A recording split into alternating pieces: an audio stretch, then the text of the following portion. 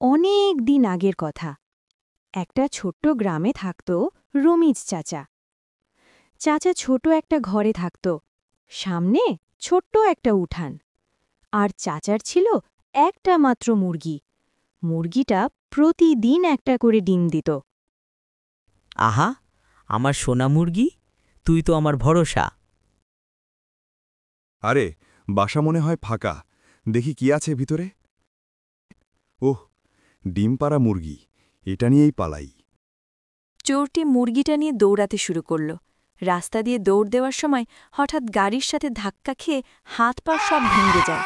লোকজন তাকে ধরাধরি করে একটা হাসপাতালে ভর্তি করে দিয়ে আসে। রমিজ চাচা এইসব কথা শুনে হাসপাতালে যায় চোরটিকে দেখতে, আর বলে, দেখলে ভাই চোর, অন্যের জিনিস চুরি করলে নিজের কোনোদিনও ভালো হয় না।